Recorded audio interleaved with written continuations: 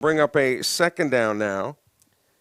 That's a break that Jalen Thigpen really should have intercepted that pass. He was there. It was a good defense, but he very well could have intercepted that pass. And once again, Kelly, goes back to what you said, one step forward, two steps back. You know, you throw into double coverage when you're in the scoring zone. 3 points is big right now, especially against a team only averaging 17 points a game if Pearl River can get them.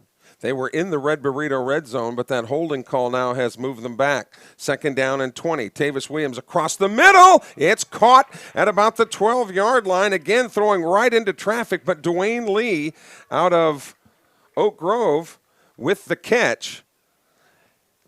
And Dwayne Lee just short of, they've got to get to about the 10-yard line. It looks like they'll spot it at the 13.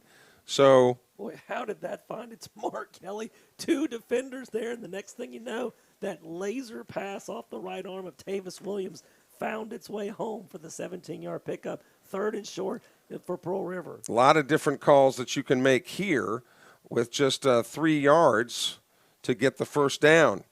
Again, play action, lobs it towards the end zone. Well, a lot of contact in the end zone, Kelly, trying to get it to Donovan Hickman. And Hickman, he was at least 8 to 10 yards down the field, and you saw, they'll let some of that contact go, but when you see the receiver, or then in this case the tight end, his body turn, that's usually when you get the call. Right there, they left it in their pocket. That was a tough one for Pearl River, and they're going to go for it on fourth down. They're going to forego the field goal here with 6:15 left to go in the third quarter. Maybe they'll try a hard count. Let's see if they actually run the play. Man in motion to the far side. Ron Thompson is over to the left. They want to throw it out that way, and he overthrows his intended receiver, Dwayne Lee, who was open. He was the man in motion to that far side. They do run a play and can't pull it off. So it goes over on downs, and the Bears take over with 6:11 left to go. That's a big stop for the Bears because you had a situation where Pearl River looked like they could put at least 3 points on the board. But what you're seeing here is that Coach Ted Egger he's got confidence in his defense tonight. So what he's thinking is, if I don't get it, I'm going to give it to the Southwest at the 13-yard line. I feel comfortable that my defense is not going to let them go 87 yards. Bears getting back to work under the leadership of DeBrian McGee, the freshman. And whistles blow before this play can develop. It's going against Southwest. They had a false start. So 5 yards against the Bears. While we get a chance, there were a couple of other games in the MACJC on the Saturday slate. Number 1, East Mississippi handled Holmes, 56-21. Boy, Holmes started the season so well and has really hit the skids. But East Mississippi 56, Holmes 21. And in a game we reported about earlier, Delta defeated Itawamba 34-28. Delta will be the opponent for Pearl River in 2 weeks. But Delta, a big winner today. All of our scores brought to you by our friends at Anderson Design Center. He keeps it himself, then pitches the ball. That ball is covered up by Jerikas McCray at about the 2-yard line, but that ball should have never been pitched at all by DeBrian McGee. DeBrian McGee's lucky that ball bounced to his man because it looked like it was going to roll into the end zone. Not only did it not, but it got somehow to the only Bear that was back there, but nonetheless all the way back to the 3-yard line as the Wildcats creating all kinds of havoc back there on that play. So second down and about 20 as they got the down over again after the false start. Wanting to throw, lofting this ball up, a receiver, that ball is out of bounds. Now they're going to throw a penalty marker here, but that play was way over the receiver's head. That was not catchable. Well, there's no question that it was pass interference, Kelly, but if they've already set the precedent, Kelly, of waving off that flag.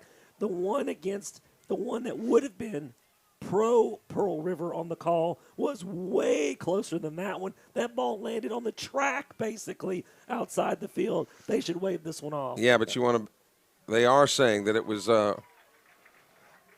I'm surprised. I'm glad they did because I think that's the proper call. But lots of times home teams tend to get those calls that the road teams don't get. But that is the proper call in my view. 5:25 left to go here in the third quarter.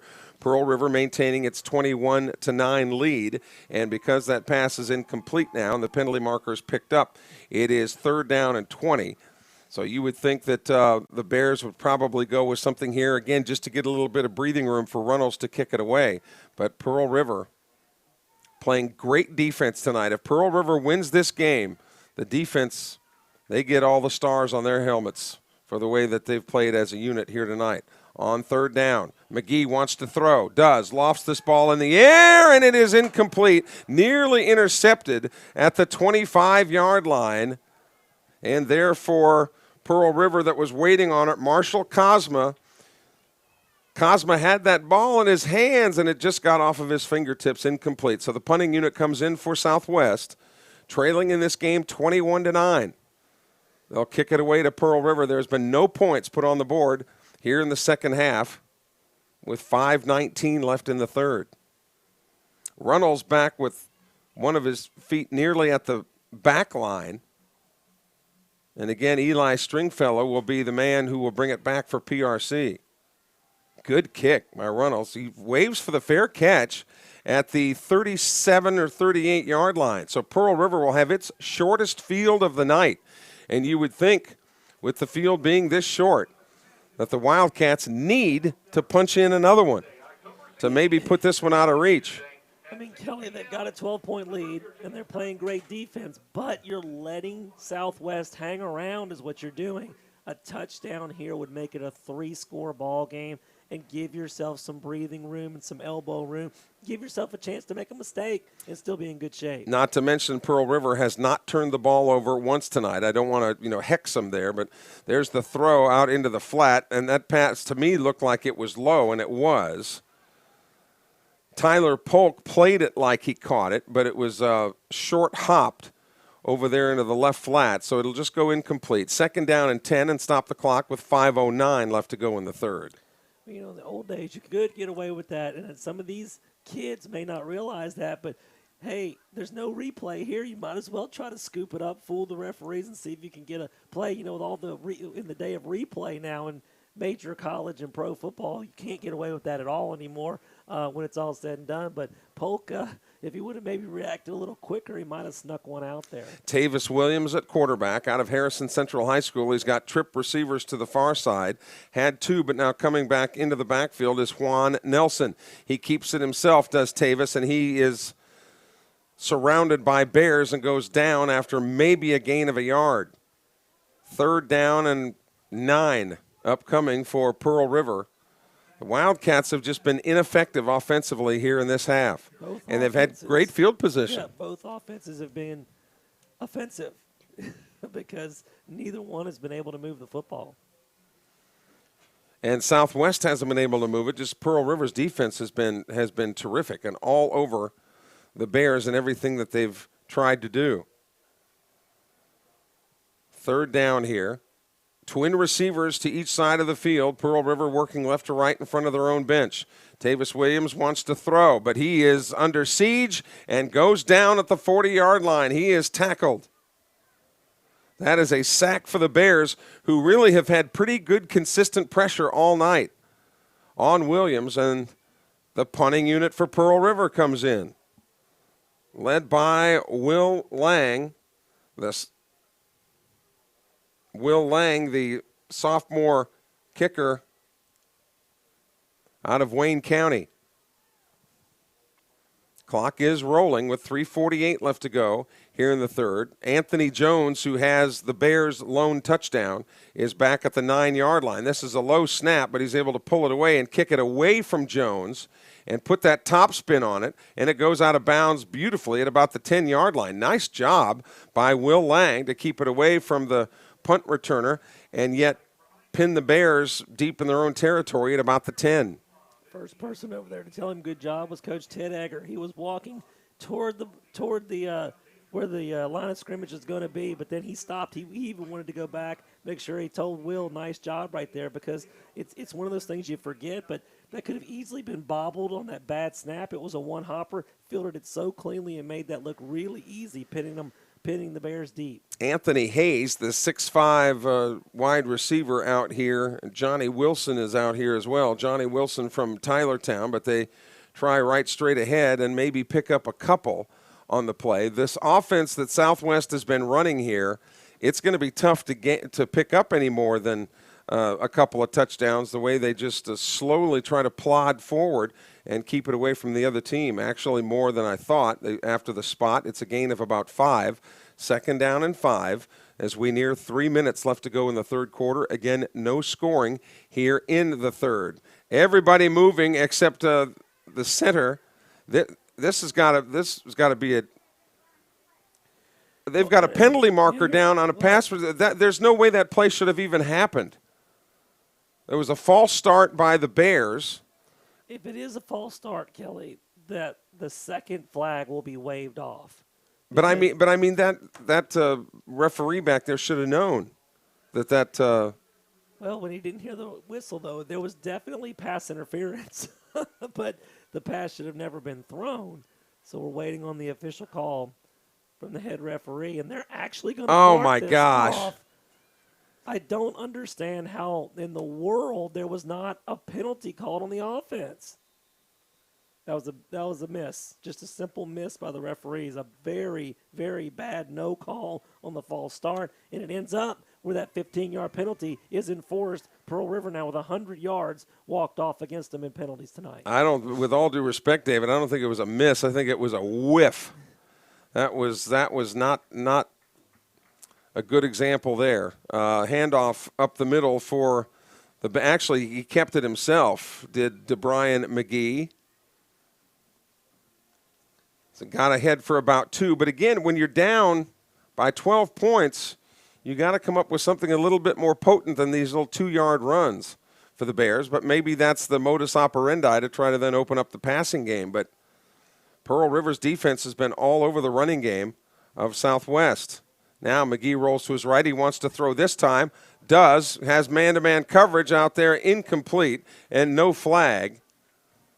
If there was a flag thrown, Kelly, it should have been on the Bears because the wide receiver on that play, it looked like, I believe that's Anthony Jones, right? My goodness, was he just trying to throw Eli Stringfellow off with his right hand, his left hand? Check that. That was actually Reggie Williams, but good grief, there was a lot of hand checking out there. And like I said, if there was anything, it should have been on the offense.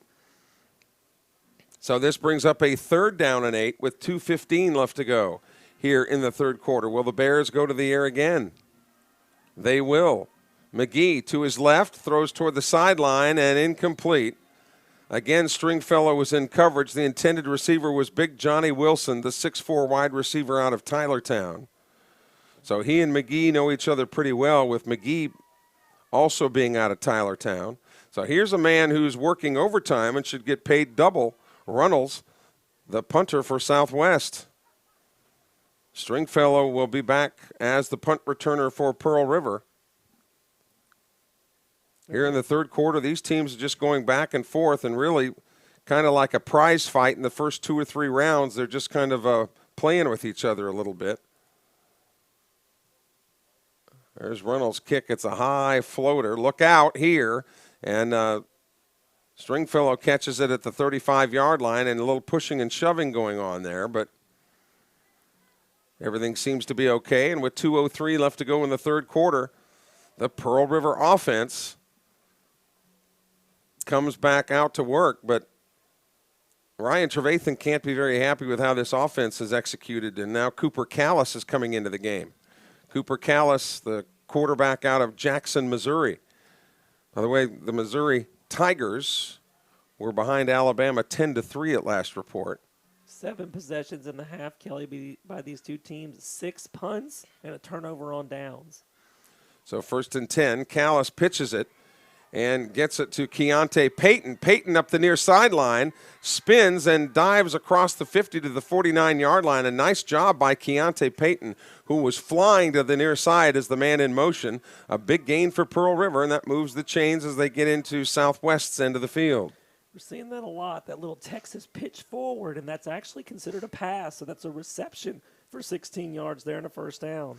Callis and company working quickly. A quick pass out into this right flat again by Breland, who avoids his tackler and gets into the end zone. That's a Wildcat touchdown. Oh, you talked about a whiff earlier on the referee's missed call. How about a whiff on the tackle right there? What a little spin move by excuse me, what a little spin move right there into the end zone. KJ Breland. Oh, man, in Pearl River, 2 passes. They're in the end zone. Now they've got a 3-score lead, a little breathing room. That first win is starting to look a little better now for the Wildcats. Will Lang will come on to try to tack on another one out of the hold of Max Crawford.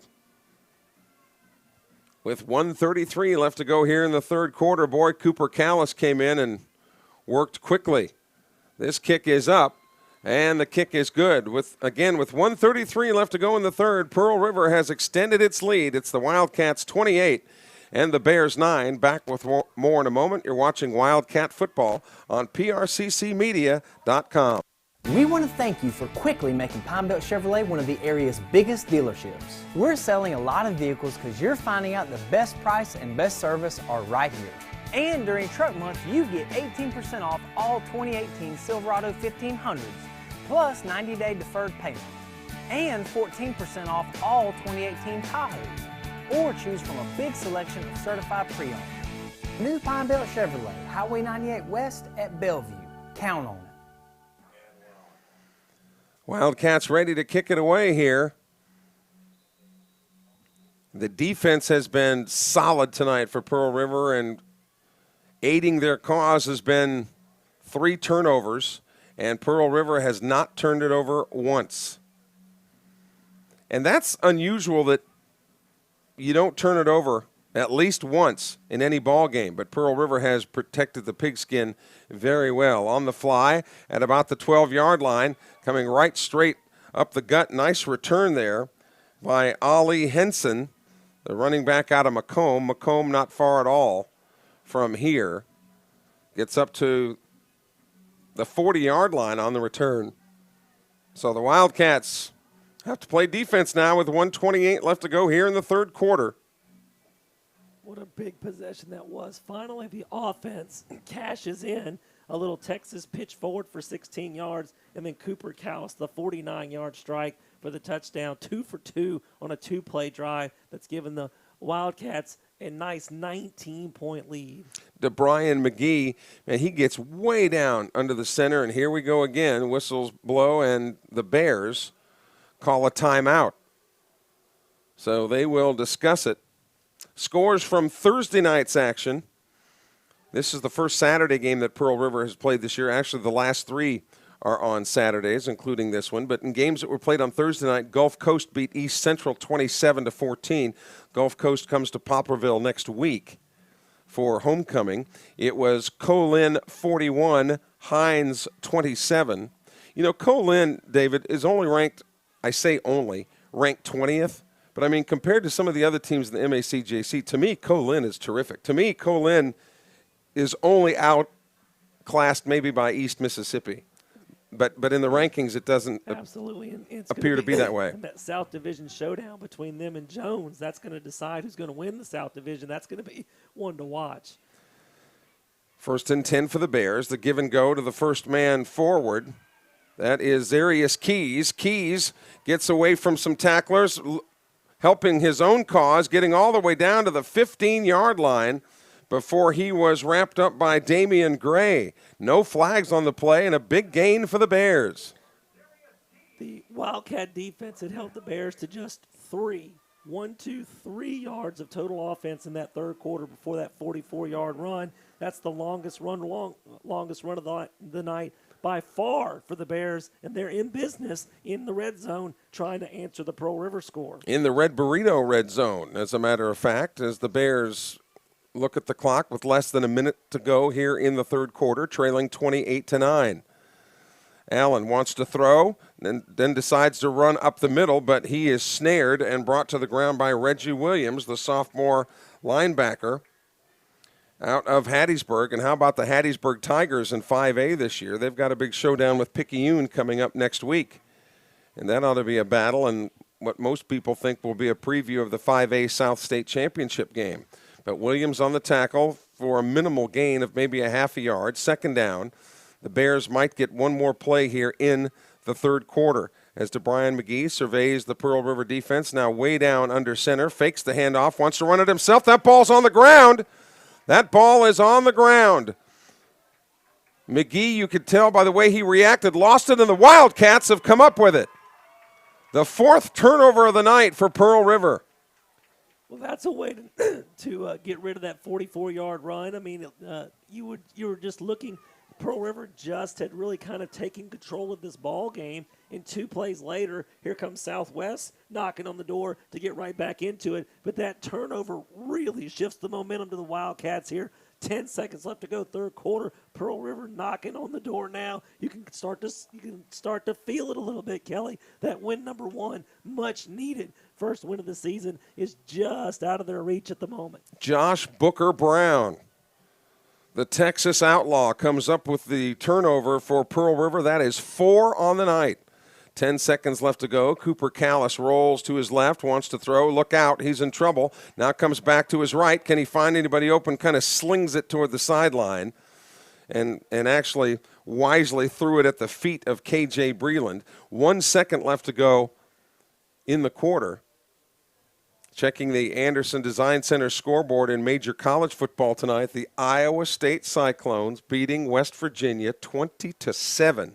West Virginia ranks 6th in the country going into Ames tonight and trailing 20-7. Callis, quick pass. There it is to Breland again. It gets out to about the 25 before he's pushed out.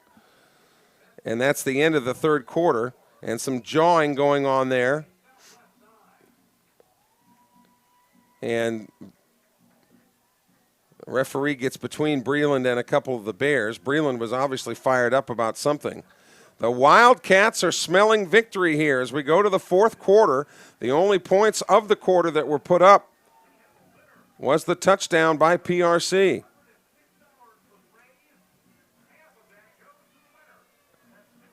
So they're looking at where to place the football at about the 27.5 is where the Wildcats will get it. 28-9, Pearl River over Southwest. We'll take a quick break and come back in a moment. You're watching Wildcat Football on PRCCmedia.com. Get treated like family at the Poplarville Eye Clinic. Poplarville Eye Clinic can take care of your basic exam needs, and their professional staff treats dry eyes, allergy issues, pink eye, and glaucoma problems. Poplarville Eye Clinic offers pediatric exams and can fit regular and specialty contacts. Need glasses? Pick from brands like Ray-Ban, Coach, Nike, and Guess. Book your own appointment on their Facebook page or stop by 1249 South Main Street in Poplarville. Call 601-795-0137.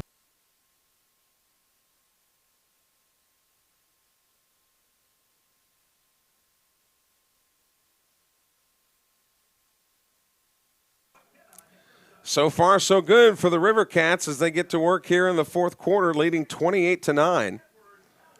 On a 1st and 10, Cooper Callis at the controls. For those of you into alliteration, he asks for the football, wants to throw again, pump fakes, doesn't have a man, but now he's got a man streaking down the sideline. It's caught.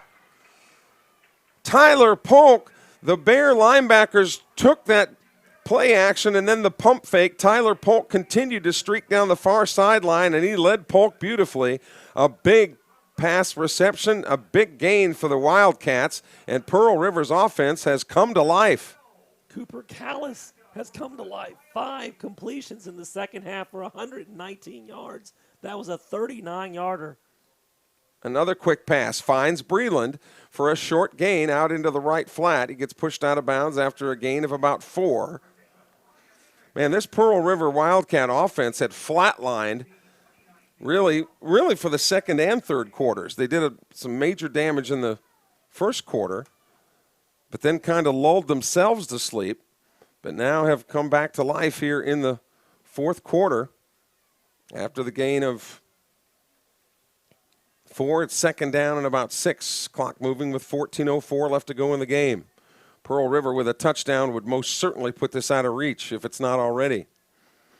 Callis fakes the give and go, runs it himself, and actually aided by one of the Bears as he got pushed forward there after being being tackled. Anthony Hayes, the defensive end out of Panama City, Florida, on the tackle, gets him ahead for a couple. So 3rd down and about 5 left to go here for Pearl River. And again, it might be 4-down territory down here, too far for a field goal. But they might want to play field position if they don't get it. But let's not put the cart ahead of the horse. Cooper Callis looks to the sidelines. Coming to the near side is Tyler Polk. Callis wanting the football, gets it, wants to throw, looks, lofts it down. He's got a man wide open in the end zone. That is a Wildcat touchdown. Tyler Polk. And how about Cooper Callis coming off the bench and igniting this Wildcat offense? 32 yards on that one, Kelly. Cooper Callis is 7 of 8 for 158 yards and 2 scores. That's on the last 2 possessions. What an unbelievable shot of adrenaline into this offense. And the Wildcats are 13 minutes away from win number 1. They've got a big lead now, 34-9 with the PAT to follow. And Will Lang puts the kick up and no, it's no good. Missed it to the left. So 34-9 is what the score remains. So while the Wildcat offense has had a shot of adrenaline, perhaps, David, you need a shot of B12. Yes, or some type of steroid or something to get the voice back. I told somebody last time my voice was like that, I had to have some type of steroid shot, and I said I don't know if it was working, but I was all of a sudden attracted to Maria Shriver. You get that joke. Yes. Maybe a lot of other people don't. Yeah, we're having a good time tonight. The Wildcats lead at 34-9. Back with the kickoff in a moment. You're watching Wildcat football on prccmedia.com.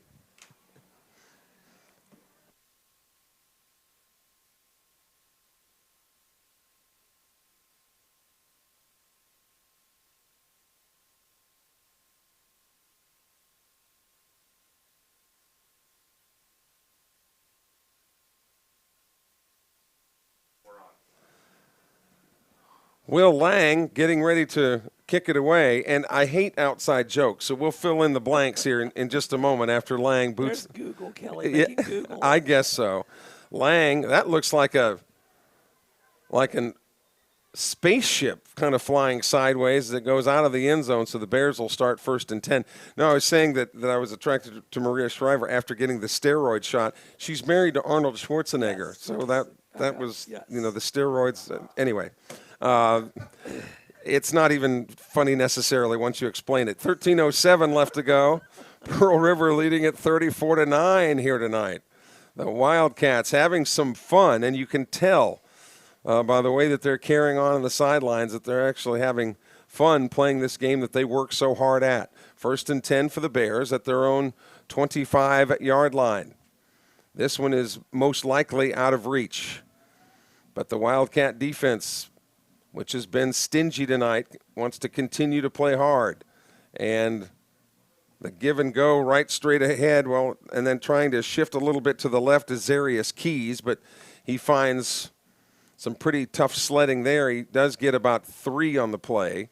Pearl River would absolutely love this, Captain D, if the Bears just continue to keep it on the ground.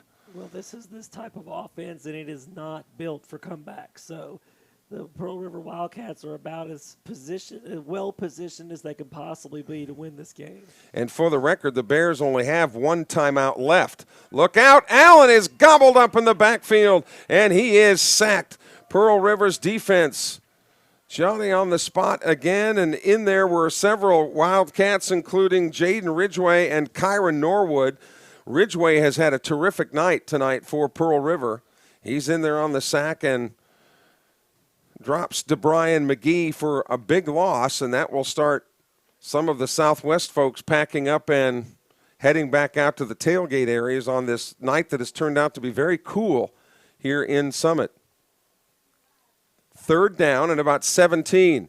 McGee rolls to his right, wants to pass, does, and he makes the catch. What a throw. Yes, on the run, and a catch at the 34-yard line made by Anthony Jones. A great catch at the just beyond the 1st down stake. So beautiful execution by the Bears. Credit where credit is due. Kelly, that's the first, the completion of the entire second half, and it took an ESPN highlight to do it. That's how well the Wildcats have covered in the second half. 11:27 left to go. Clock is moving after they set the chains. Again, the big running back, Zarius Keys out of Raleigh, Mississippi, with the handoff. They like that just going over left tackle. Got about 4 on that play. Brings up a 2nd down and 6 as we near 11 minutes left to go. And again, we're going to hammer that clock time for you because normally we have a clock for you in set. Oh, there it is in the corner. So we've got the clock now for you down in the corner as the Bears work on a 2nd down. Exact same play, exact same player, Zarius Keys on the handoff. Not enough for the 1st down, maybe got ahead for another couple. Looks like the Bears will be faced with a 3rd down and about 2 upcoming. Zarius Keys, boy, the workhorse tonight, Kelly. 17 carries for 94 yards. But again, he did break that 144-yarder off in the 3rd quarter. So on the other carries, he's 16 carries for 50 yards. You'll give him 3 yards on every carry from here to the end of the ball game, up 25 like Pearl River is. 3rd down and 2, handoff again, right straight up the middle. Did I see a flag come in there at the last minute? It's a 1st down for the Bears. I did not. That's a okay 7-yard pickup and a 1st down, and Zarius has just crossed the 100-yard mark. And again, if this is exactly what Pearl River wants to see. It looks good on the stat sheet, but it's not getting you any points on the board, which is fine with Wildcat fans as we're inside of 10 minutes now. Let that clock keep on rolling. Single receivers to each side. Oh, and we've got somebody moving way too soon. Dylan Adams a little bit out of sync there. Dylan Adams, the freshman wide receiver out of North Pike High School. Very rarely do you see literally the wide receiver almost 5 yards before he figured out he was the only one moving on the whole field. Yeah, he was really into the play, but nobody else was. So a 5-yard mark off against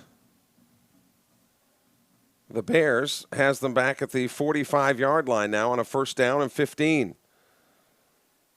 Pearl River closing in on its first win of the year in a game that they've played really well. Look out! Under siege. This ball is on the ground. It is fumbled, and Pearl River. A flag's coming because the ball was recovered by, it looks like a Jamerick Waller. Yeah. Why he spiked the ball, Kelly, is because he was ready to scoop it and take it into the end zone, and he tripped over his own cleats, basically. So he gets the fumble recovery, but a little bit of frustration. But you know what? When you've scooped up your 5th turnover of the night by Pearl River, by the Pearl River defense, you shouldn't get all that upset. Yeah, he was spiking the ball out of his own frustration. Yes. Yeah, because he knew he had all sorts of room ahead of him. All he had to do was pick it up and run. And I suspect when he spiked the ball, he probably said a few, choice words as well. I heard shucks. Yeah, because it's not very often that defensive guys get a chance to have anything that wide open for a touchdown at all, let alone that wide open. So you certainly understand that penalty. But the 5th turnover of the night for Southwest, and Pearl River hasn't turned it over at all. Swing pass from Cooper Callis to Ron Thompson. Thompson finally goes north and south and gets pushed out at about the 42-yard line, it would appear, or the 41. Boy, Ron Thompson is such a good player. And I know that a lot of D1 schools are looking at him, but I'm not sure that that they have made offers yet. But he's so durable, he's so strong and so smart. I really hope and think that he will get an opportunity at the next level. It's a gain of 5 with 8:41 left to go. The clock is moving. Pearl River certainly not in any hurry. 13 seconds left on the play clock. They have a 34-9 lead. Callis does hand it off to Thompson this time. Darts back to the inside and is taken down after he maybe got back to the line of scrimmage. But equal to the task there for Southwest was Tamus Stevenson out of Goodman, Mississippi, with the tackle. It'll bring up a 3rd down in about 6. But again, the more that Pearl River just hangs on to the ball, the closer they get to their first win of the year. 11 carries for 122 yards and 2 scores for Ron Thompson. He also has 3 receptions on the night, just to further your point of how important he is to this team. Actually, Kelly, he's closing in on the 750-yard mark for the season running the football for Pearl River. Thompson has been consistently among the league leaders all year long. Cooper Callis across the middle. The pass is caught to Juan Nelson. Juan Nelson gets down to about the 12-yard line and makes the first down signal. Juan Nelson with a reception, the freshman out of Laurel High School. And the Wildcats are in business again deep in Southwest Territory. Well, I don't want to say where is this Cooper Callis been, because there's a lot of variables there, but boy, it's really nice to see. You see why they wanted him down here now, 9 of 10 for 189, all of it coming in the second half. And there's that little Utah pitch to Nelson again, but this time he gets swallowed up and thrown to the turf by Latrell Johnson. Or that's an old Little Brown Jug matchup there. Latrell Johnson out of Hattiesburg and Juan Nelson out of Laurel. Lock horns there, and that's a loss on the play back to the 20-yard line. A big loss on the play of about 7. But again, if nothing else,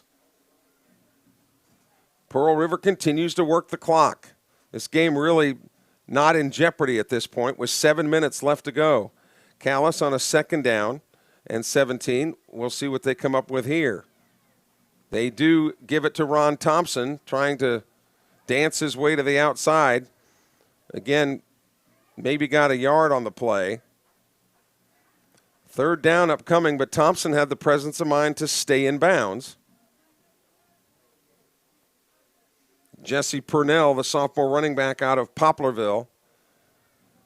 And here comes Ron Thompson off the field. Again, he's been among the league leaders in rushing all year long, which is especially remarkable because the team hasn't won at all. So normally, it's easier to succeed when your team is winning, but when other teams know that you're going to get the ball and you still get those yards, that means a lot. Callis can't find anybody open, rolls to his left. Now goes back to his right. He is being chased, looking for somebody open, lofts it toward the end zone, and it is incomplete, beyond the reach of anybody. Smart play, but a penalty marker down at about the 18-yard line. With all the running that Callis was doing, wouldn't surprise me if this was a hold against the Wildcats with 5:59 left to go. That lots of times is the only way that offensive linemen can keep the other team out of the backfield. Actually, I think with all that running around, Kelly, it's going to be an ineligible man downfield. Okay. There's only so long that as you're saying, the offensive linemen are thinking, surely he's thrown it by now, right? So I think one of them slipped down there. They'll probably decline this, obviously, and force it down to what I believe will be 4th down for the Wildcats. And it is. Less than 6 minutes left to go in the game. And does the field goal unit come in here or the punting unit? And it looks like the field goal unit may be coming in. Will Lang out of the hold of Max Crawford. This will be about a 38-yard attempt. His long on the season is 39.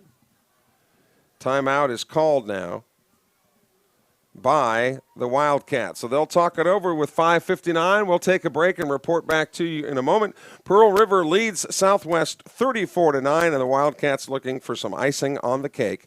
More in a moment. You're watching Wildcat football on prccmedia.com.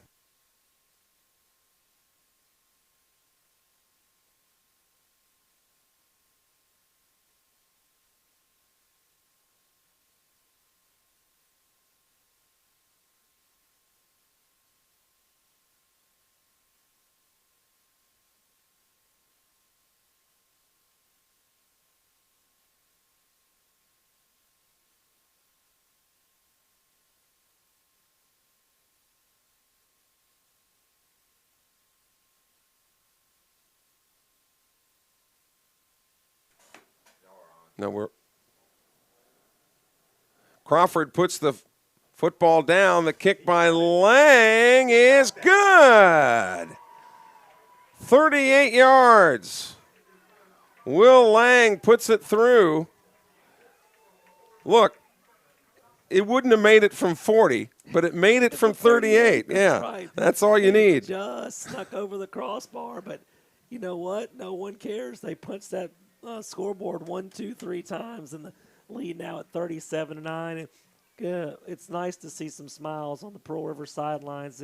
You know, you look back at the season, that first game of the year, they had a 20-point lead at the half, just couldn't hold on to that lead and lost by 4. The East Central game, I don't even know if East Central thought they were going to win that game, Kelly, because Pearl River absolutely dominated the second half, and they did everything but get the game-winning score on that last drive. There's a couple 3 games this season that have been like that, where this team could easily have 3 wins or so coming into this ball game. But when you're sitting there with 0, you wonder, is one ever going to come? Well, the answer is yes. Beautiful kick there by Lang that will be tracked at about the 15-yard line, and the return man is hemmed up there on the far side of the field. Looks like they'll spot it at about the 25 or 26, and now the Bears a little bit frustrated with the way things have gone and things getting a little bit look out. We've got one of the referees kind of chasing the Wildcats back to the sideline. We have not lacked for penalty yardage in this ball game. Pearl River, 10 flags that have been accepted against them for 115 yards. Southwest not too much better, 9 on the Bears for 75. And those penalty yards have been so crucial as to why these teams just have not had the seasons that they had hoped for, is a lot of penalty yards. Hand off up the middle to the big man, Zarius Keys, who's over 100 yards rushing on the day, and he plows forward for about another 5. Southwest at this point will just try to get out of here. What a job, though, Kelly, by this defense. The quarterback, to Brian McGee, for those that weren't with us earlier, he's their leading rusher on the team despite being the quarterback. Kelly, he's went backwards 10 yards on his season total, 9 carries for -10. McGee throws the pass downfield looking for McCray out of Macomb, but he threw it short. He had to get rid of it quickly. On the coverage for Pearl River, Stringfellow and Damian Gray brings up a 3rd down and about 5. Downs are really not important at this point for Southwest. This game is out of reach. The Wildcats just moments away from securing their first win of the year with 2 games left to go. On a 3rd down, maybe the same play. Across the middle, caught at about the 41-yard line and pulled in by McCray. Got to beyond the first down stakes. Good play by McCray. And Pearl River at this point, will give them a little bit of latitude here with this lead the way it is. Boy, look at Terrence Monroe, number 99 for Pearl River. He is a giant, isn't he? Listed at 390. Yeah, listed at 390. Oh, man. 1st and 10. Same play, big hole this time over the left side. As biggest hole as he's had tonight, Keys for another 6 yards. You know what I would list Monroe at? TBA. No, that's a good answer. That's a good answer. It's TBD. No. I would list his weight at whatever he told me. That's right. To list him at. 2nd down and 5 for the Bears. In the waning moments of this game, 4:17 and counting. You see it there. Looking for some yardage through the air. This pass is slung to the sideline, incomplete. Of course, the Bears want a penalty flag, but even if they get it at this point, what does it matter? McGee only 5 of 18 throwing the football tonight. David, your voice is running, as Jackson Brown used to say, running on empty, babe. You had a good run for most of the night. But 3rd down. With the incompletion, the clock stops. Look, that's the least I can do is carry it the rest of the way. I mean, you chirp in when you want to, but after covering for me last week while I was in Nashville, 3rd down. McGee wants to throw, does. The pass is caught, and escaping a tackler is Mitchell, who gets across the 50 into Pearl River's end of the field. That'll be a 1st down. Kendall Arrington on the stop for the River Cats, and they'll move the chains with 4:03 left to go in this contest. So the Bears finding a little bit of success through the air. Wildcats getting some other players into this contest. First down and 10. McGee rolls to his left, wants to throw that way. Here comes the blitz. Boy, he got hammered from the blind side. Boy, really laying a lick there was Kyron Norwood, and I think got him just as he was releasing the ball, sending the ball off track, incomplete. Second down and 10, stops the clock with 3:36. Boy, Norwood was licking his chops, wasn't he? Knowing he was going to get a free shot at the quarterback and alert the media. He hit the quarterback hard. The quarterback fell to the ground, and there was no flag from an NFL referee saying you hurt the quarterback, that you hit him a little bit too hard. Second down and 10. Looked like there was a little problem with the snap, but they do get the play away, and a gain of about 4 straight ahead. Nothing flashy about the way that Keys is running the football, just 3 or 4 yards at a time. 21 rushes for 115 yards. He and Ron Thompson have toted the rock tonight pretty well for both teams as we near 3 minutes left to go. That wasn't to say, David, that you could not participate if you didn't want to. I was just saying. I'm just enjoying the win. Gotcha. Yes, indeed. Third down, and down he goes. And being dropped by Peyton Graham is the quarterback, McGee. And, of course, the Bears want to go for it, which will turn out to be a 4th down and 10. Now, remember, the Bears only have 1 timeout, but I don't even know why you'd bother to use the timeout when you're down by 28 points. Here with 2:32 left to go. But they're going to go for it on 4th down, obviously. But if Pearl River gets the ball, we'll see if the Bears try to stop the clock or the Wildcats just take some victory formations. On 4th down, McGee wants to throw. He's under pressure. There's the pass. Incomplete. Nice timing by the Pearl River defense. McCray went up to try to pull it down, but Damian Gray hit him at the exact same time the ball got there and jarred the ball loose. Incomplete. The ball goes over on downs for Pearl River. And Max Crawford, I think, will come in as the quarterback for Pearl River here in the last 2 minutes and 16 seconds. And Pearl River, I would be shocked if they do anything other than again, take the victory formation, and I would be even more surprised if the Bears try to stop the clock. Rather just wrap this one up as Pearl River looking to win its first game of the year. Crawford out of Oak Grove High School, where he was coached by Mississippi Sports Hall of Fame high school football coach Neville Barr. Crawford wants to pass. He gets the pass off, and the pass is complete to Jalen Wilson, the freshman wide receiver out of Bay High.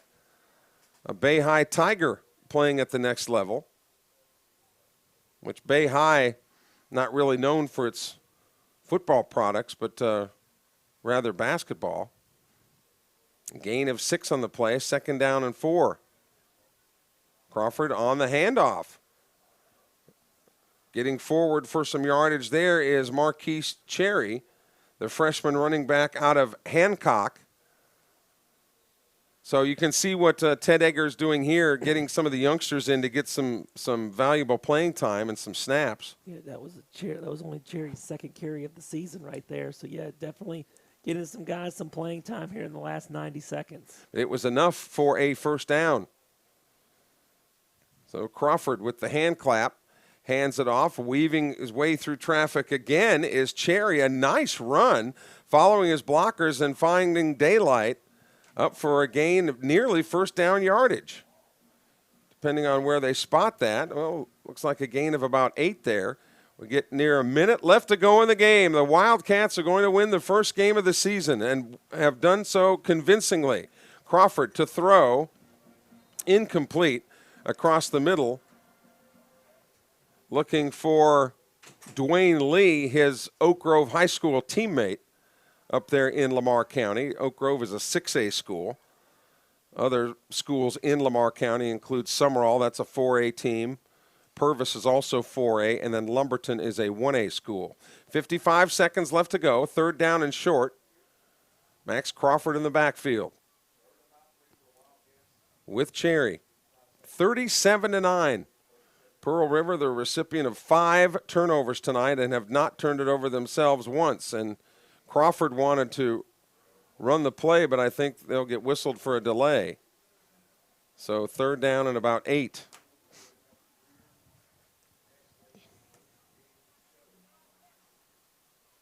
Pearl River returns home next Thursday, or check that, next Saturday. It is not a Thursday game. It is Saturday because of homecoming. And that'll be a 2 o'clock kickoff against Gulf Coast, but all sorts of homecoming festivities prior to the game next Saturday, and the weather forecast for high in the mid-70s. So it should be nice. Crawford rolls to his right on 3rd down. He's under pressure, and then we'll just throw it out of bounds. Stopping the clock with 48 seconds left brings up a 4th down and 8. Kelly, I tell you, the offense for Pearl River was kind of stuck in neutral for much of the ball game, but in the end, this is going to be their best offensive performance of the season. 242 yards passing, that's a season high. Over 400 yards of offense. This team put together 242 on the ground, 167 through the air. So in the end, it took them a little while to catch up to the defensive performance tonight, but both sides of the football turned in pretty good efforts. Lang to kick this one away. High kick, kind of toward the corner, and it goes out of bounds. Boy, Lang has done a terrific job. And you remember early in the year the kicking game was just awry. There was just something off earlier this season, but you see even the special teams have improved so much here, and tonight they've been nearly perfect in just about every aspect, as Will Lang gets that one to jump out of bounds at about the 7-yard line. Not at this point that you would need it, but still, it's nice to know that you can execute it when you do need it. 39 seconds left in the ball game. The Pearl River coaches have left the press box. The Pearl River fans, who are beginning to bundle up on what is now a very cool night in Summit. The Bears run it right straight up the middle again, and bless his heart, Zarius Keys continues to churn away to try to get another 2 or 3 yards. And he runs into the wall that is Terrence Monroe. Out of Petal, the Bears will probably get one more playoff with 20 seconds left to go. Pearl River comes to Southwest on homecoming for the Bears and have completely dominated the game defensively and causing 5 turnovers, including a defensive touchdown. They do get one play left. Monroe on the tackle. Down goes Keys, and that is it. The Wildcats defeat the Bears 37-9. Pearl River now moves ahead of Southwest in the South Division of the MACJC and will come back to Poplarville on a high note and get ready to play the very tough Mississippi Gulf Coast Bulldogs next week for homecoming. That is a 2 o'clock start. David, very quickly, with the voice the way it is, anything you want to add? I just want to say it was a great performance and in a much-needed victory. Coach Ted Egger, getting to do what we do, you get to sit in, especially on the home games, on the pregame meetings, and you see the desire, you see the passion, you see that he hasn't lost the team. The kids are still dialed into what he's saying, and they just have not been able to put 4 quarters together for whatever the reason. There's probably multiple reasons, but you're ahead by 20 at the half in game 1, and that 3rd quarter you let it slip away. You get behind to East Central and Hines big in the first half, and then you come storming back, pitching shutouts defensively in the second half and come up just short. It's so nice to see the fact that bus ride is going to be awfully short from Summit back to Poplarville tonight. Congratulations to the Wildcats on that win number 1. Pearl River 37, Southwest 9, a final tonight from Summit. We'll see you again next Saturday afternoon at 2 o'clock when the Wildcats host Mississippi Gulf Coast homecoming on campus in Poplarville. For executive producer Mark Franklin and color analyst Captain D. David Sutton, I'm Kelly Sander. Thanks for joining us. You've been watching Wildcat Football on PRCCmedia.com.